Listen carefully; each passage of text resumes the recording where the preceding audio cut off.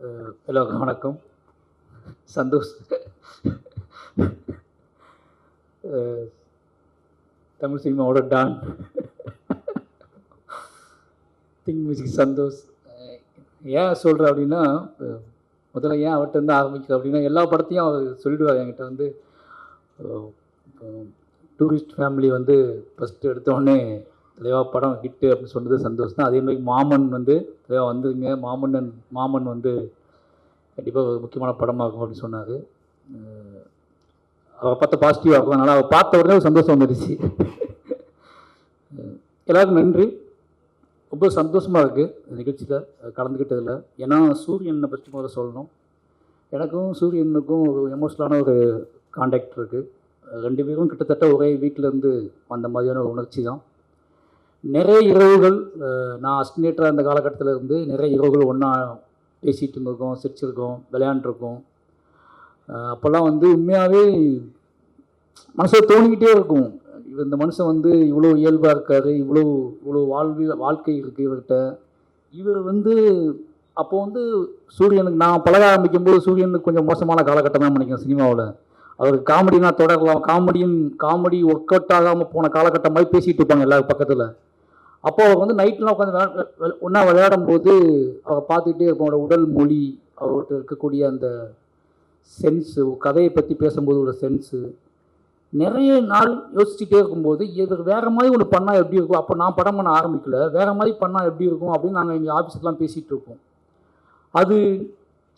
அது நிகழும், எப்போ நிகழும் இந்த மாதிரி ஆட்கள் கதைக்கு தேவையான, நம்ம கதைக்கு நம்மளோட வாழ்க்கைக்கு நாம் யோசிக்கிற கனவுகளுக்கெல்லாம் தேவையான மனிதர்கள் ரொம்ப சாதாரணமாக அலைஞ்சிக்கிட்டு இருக்காங்க. இவங்க எப்போ ஹீரோ ஆவாங்க அப்படின்னு நம்ம நினைப்போம்ல. இப்போ நான் பெரிய பெருமாள் கதையை வச்சுட்டு இருக்கும்போதெல்லாம் ரொம்ப சாதாரண ஒருத்தர் தேவைப்பட்ட நல்லா இருக்குமேன்னு சொல்லிட்டு அலைஞ்சிட்டு இருப்போம்னா அவங்களுக்கு மார்க்கெட் இருக்காது, அவங்கள சொன்னாலே ஏற்றுக்க மாட்டாங்க. இந்த மாதிரி வாழ் ஹீரோ அப்படின்னாலே கதை வந்து டம்மி ஆகிடும். இப்படி இருக்கக்கூடிய காலகட்டத்தில் இவங்க ஹீரோவானால் எப்படி இருக்கும் அப்படின்னு தோணிக்கிட்டே இருக்கும். அது அத்தனையும் சாத்தியமாக்கிருக்குங்க இப்போ. ரொம்ப சந்தோஷமாக, ஏன்னா அது ரொம்ப மாதிரி அவ்வளோ பவராக இருக்குது இப்போ நினைக்கும் போது. நீங்கள் கருடனாக இருக்கட்டும், கொட்டுக்காளியாக இருக்கட்டும், இப்போ அடுத்து மாமனாக இருக்கட்டும், விடுதலையாக இருக்கட்டும், விடுதலை நீங்கள் செலக்ட் ஆனால் அடுத்த செகண்டே அது நடக்க போகுது அப்படின்னு தெரிஞ்சிருச்சு. அதனால் வந்து சூப்பர்னா நிறைய விஷயம் பேசியிருக்கோம். நிச்சயமாக என்ன சொல்கிறது, எப்படினாலும் சூரியன் இருக்காரா, யாருமே இல்லாத போகும்போது சூரியன் இருக்காரா அப்படின்னு யோசிச்சுட்டு வாழலாம். அப்படி ஒரு கதை இருக்குது. எப்படி பார்த்தாலும் சூரியன் இருக்காரு அப்படிங்கிறது அவங்க வந்து மனசுக்குள்ளே. சூரியன் இருக்காருன்னு ஏன் சொல்கிறேன் அப்படின்னா, நிச்சயமாக நீங்கள் யாருமே பண்ண மாட்டேன்னு ஒரு கதை சொன்னாங்கன்னா அந்த கதையை கொண்டுகிட்டு சூரியன்கிட்ட போகலாம் அப்படிங்கிற மாதிரியான ஒரு உறவு முறை என்றதுக்குள்ளே இருக்குது. ரொம்ப நன்றிண்ணா. அப்புறம் வந்து இந்த படத்தோட டைரக்டர் பர்சன், எனக்கு அவர் வந்து ஒன்று சொல்லணும். ஏன்னா ரொம்ப பெரிய விஷயமாக நான் பார்க்குறேன். அந்த படத்தோட வெப் சீரிஸோட ஒரு ப்ரெஸ் மீட்டில் அவர் பேசினார். நான் ஒரு பிளாப் டைரக்டரு, விமல் ஒரு பிளாப் ஹீரோ, அப்புறம் வந்து ப்ரொடியூசர் ஒரு பிளாப் ப்ரொடியூசரு, நாங்கள் 3 பேரும் சேர்ந்து ஒன்று பண்ணியிருக்கோம், நீங்கள் வந்து பாருங்களேன் அப்படின்னு ஒரு வார்த்தை சொன்னார். நிஜமாக அது பெரிய விஷயமா இருந்துச்சு. எல்லோரும் சிரிச்சுக்கிட்டு ஆஃபீஸில் பேசிகிட்டு இருந்தாங்க. அதுக்கப்புறம் நான் வந்து மாமன்னன் ஷூட்டிங்கில் இருந்தேன். உதய் சார் தான் என்ன சொன்னார், விடுதலை விலங்கு சீரியஸ் பார்த்தீங்களான்னு கேட்டார். நான் சீரியஸ்லாம் பெருசாக பார்க்க மாட்டேன் சார் அப்படின்னா, டைம் இல்லை அப்படின்னு சொன்னேன். இல்லை அது நீங்கள் பாருங்களேன் அப்படின்னு சொன்னார். டெய்லி மாமன்னன் ஷூட்டிங்கில் வந்து டெய்லி நைட்டுக்கு வந்து பார்த்துட்டே இருந்தேன். அவ்வளோ சர்ப்ரைஸாக இருந்துச்சு. ஏன்னா நம்ம எதிர்பார்க்கவே இல்லைல்ல. நம்ம என்ன நினைப்போம்னா, நம்மக்கிட்ட இருக்க சில விஷயங்கள் வச்சுக்கிட்டு நம்ம இவ்வளோ தான் இருக்கும், இதானே இருக்குன்னு நினச்சிட்டே இருப்போம்.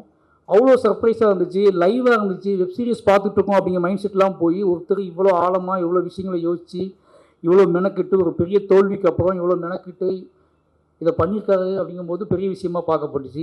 அதுக்கப்புறம் இந்த படத்தை பார்க்கும்போது எனக்கு தெரியுது, அதை எதையும் யோசிக்காமல் சூரியன்கிட்ட வந்து கதை வாங்கி அந்த கதையை இவ்வளோ கலர்ஃபுல்லாக இப்போ சொன்னார் ரவிக்குமார் சொன்னார், எந்த அடையாளத்துக்குள்ளேயும் சிக்காமல் விலங்கு மாதிரி வெப் சீரிஸை பண்ணிவிட்டு அதுக்கப்புறம் மாமன்னு ஒரு படம் எடுக்கிறாரு. இதில் வந்து பாண்டியராஜ் சார் பேர் போட்டுக்கலாம், அதுக்கப்புறம் பொன்ராம் சார் பேர் போட்டுக்கலாம், அவருக்கு பேரும் போட்டுக்கலாம். ஏன்னா கலெக்டர்லாம் அப்படி தான் இருக்குது. ஆனால் படத்துக்குள்ளே போனால் அந்த டைரக்டர் இருப்பார் அப்படின்னு சொன்னார். ரொம்ப ஆச்சரியமாக இருந்துச்சு. எதை பற்றி யோசிக்காமல் எந்த அடையாளத்துக்கும் சிக்காமல் சூரியனை கூப்பிட்றாரு, ஒரு கதை பண்ணுறோம், இந்த கதை நான் பண்ணுறேன் அப்படின்னு பண்ணியிருக்காரு. நிச்சயமாக அந்த படம் ஒரு பெரிய வெற்றி படமாக தான் இருக்குன்னு நினைக்கிறேன். ஏன்னா அது சந்தேகமே இல்லை. ஏன்னா ஒரு வெற்றி படத்துக்கு யாரெல்லாம் தேவையோ அவங்க எல்லாருமே இந்த படத்தில் இருக்காங்க. யாரெல்லாம் தேவைன்னு நான் சொல்கிறது வந்து திறமையானவர்களுக்கு மட்டும் கிடையாது, ஒரு நல்ல விஷயம், நல்ல மனிதர்கள் ஜெயிக்கணும்னு நம்பக்கூடிய ஆட்கள் நம்ம பக்கத்தில் இருக்க நினைப்போம்ல, அப்படியாப்பட்ட மனிதர்கள்லாம் அந்த படத்துக்குள்ள இருக்காங்க அப்படின்னு நான் நினைக்கிறேன்.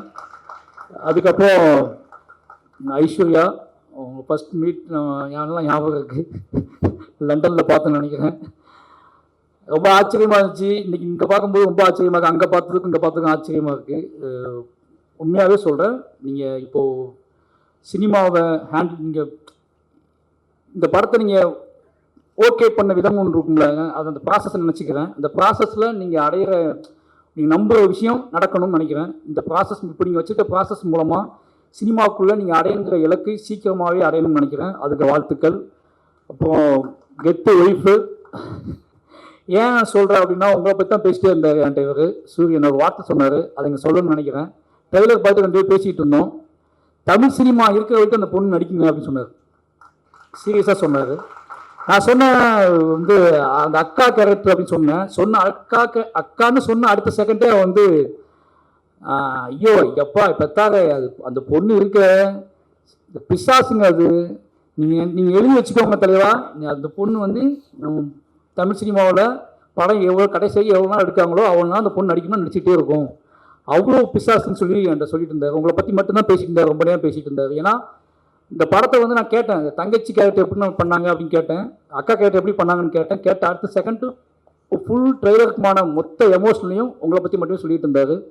நிச்சயமாக அந்த படத்துக்கான அது எப்படி எனக்கு புரிஞ்சிக்க முடியுது அதை.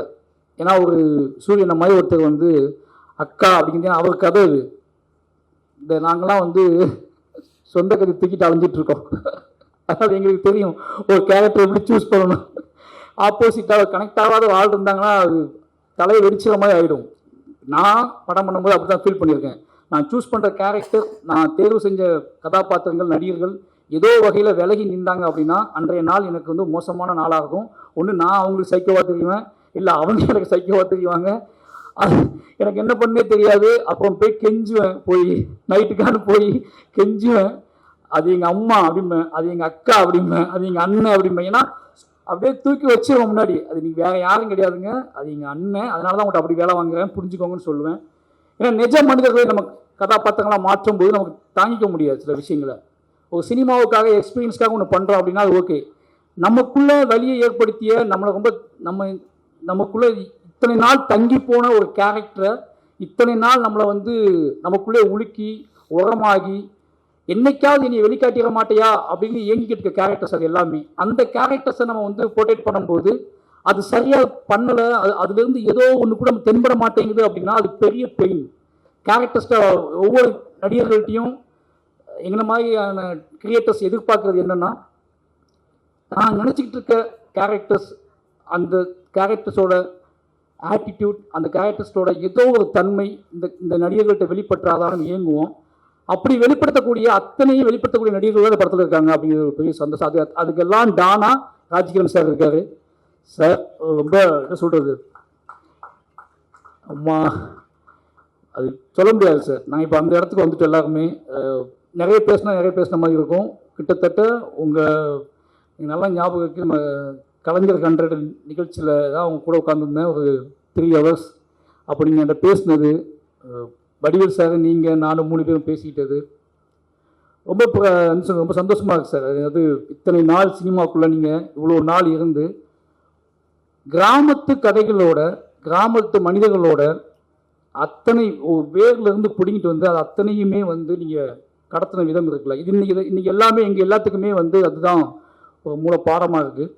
நான் நிச்சயமாக சொல்கிறேன், உங்களோட படங்கள், உங்கள் கிராமத்து படங்களோட உங்கள் படங்கள் பார்க்கும்போது ஒரு கேரக்டர் எப்படி சாதாரணமாக நம்ம கடந்து போகக்கூடிய கேரக்டரை வந்து சாதாரணமாக நம்ம வீட்டில் சாதாரணமாக தெரியக்கூடிய மாமா, சாதாரணமாக தெரியக்கூடிய மதினி, சாதாரணமாக தெரியக்கூடிய அக்காக்கள், இது எல்லாத்தையும் நீங்கள் ரொம்பவே அவங்களுக்குலாம் உயிர் ஊட்டி அவங்க தெய்வங்களாம் மாற்றி விட்ருக்கீங்க. அதோட வெளிப்பாடுகள் தான் மாமன் வரைக்கும் இருக்குது. நிச்சயமாக சொல்லணும்னா உங்களோட பாதிப்பு இல்லாமல் இந்த மாமன்கள்லாம் உருவா வாய்ப்பே கிடையாது, மாமனும் உருவா வாய்ப்பு கிடையாது, வாழையும் உருவா வாய்ப்பு கிடையாது. அது உங்களுக்கு எப்போவுமே நாங்கள் நன்றி கடன் பட்டிருக்கோம். அப்புறம் இந்த டீமில் வேலை செஞ்ச எல்லாத்துக்குமே நன்றி சொல்லணும். எனக்கு ஒவ்வொருத்தர் தனியாக சொல்ல முடியல. விவேக் தெரியும், அவரை கண்டிப்பாக இந்த மாதிரி படத்துக்கெலாம் வந்து என்ன சொல்கிறது, உணர்வு, குடும்பம், உறவு அப்படின்னா இறங்கி வேலை செய்ய அமைச்சவர். நிச்சயமாக நல்லா எழுதிப்பீங்கன்னு கேள்விப்பட்டிருக்கேன். அப்புறம் மியூசிக் டைரக்டர், எனக்கு பேர் தெரில, நிஷாமா, ஓகே, நாங்கள் ரெண்டு பேரும் பேசிக்கிட்டு இருந்தோம், தமிழ் பேசுவாரா மியூசிக் டைரக்டர் அப்படின்னு சொல்லி. அவர் வந்து தமிழ்லேயே பேசினார். ஓகே ஓகே, சந்தோஷ் பின்னாடி இருந்து பேசிகிட்டு இருக்கேன்.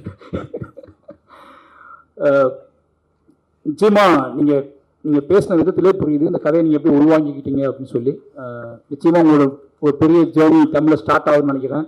ரொம்ப நன்றி, எல்லாத்துக்குமே ரொம்ப நன்றி. நிச்சயமாக ஒரு சூரியனுக்கு அவர் வந்து அவரே ஒரு தேரை உருவாக்கி, அவருக்குன்னு ஒரு தேரை உருவாக்கி, அந்த தேரில் அவரே ஏறி உட்கார்ந்துட்டு அவரே எடுத்துகிட்டு போயிட்டு இருக்காரு. அதனால் அந்த தேரை யாருமே பிடுங்க முடியாது. வாழ்த்துக்கள்ண்ணா, ரொம்ப நன்றி. எல்லாருக்கும் வணக்கம்.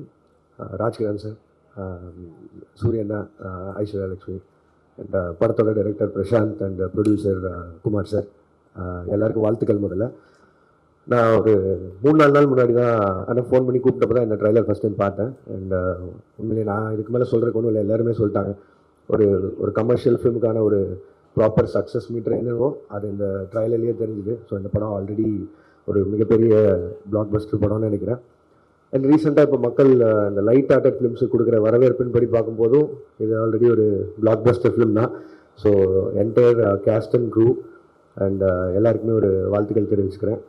அண்ட் சூரியனோட வளர்ச்சியை பார்க்கும்போது பிரமிப்பாகவும் இருக்குது. அதே சமயம் இங்கே இருக்கிறவங்க எல்லாருமே சொன்னதில் ஒரு விஷயம் எல்லாரும் காமனாக சொன்னது வந்து சூரியனோட வளர்ச்சி எல்லாருக்குமே ஒரு சந்தோஷத்தை கொடுக்குதுன்னு. அதாவது எந்த ஒரு ஹேட்ரடும் இல்லாமல் ஒருத்தரை அவர் வளர்றதை பார்த்து ஜெனுவனாக சந்தோஷப்படுறது தான் ஆக்சுவல் வளர்ச்சின்னு நான் நினைக்கிறேன். இப்போ ரீசெண்டாக ஒரு ப்ரொடக்ஷன் கம்பெனி ஒன்று ஆரம்பிச்சு நானும் சின்ன சின்னதாக படங்கள்லாம் பண்ணணும்னு பார்த்துருக்கேன். ஒரு 10 கதை வந்தால் அதில் 5 கதை வந்து சூரியனுக்கு எழுதிட்டு வராங்க. அண்ட் அந்த வளர்ச்சி பயங்கர பெருசாக இருக்குது. அண்ட் இதோட இல்லாமல் இன்னும் பெரிய பெரிய சக்ஸஸ் வரணும்னு நினைக்கிறேன்னா. அண்ட் தேங்க்யூ, வாழ்த்துக்கள் ஃபார் த டீம். நன்றி.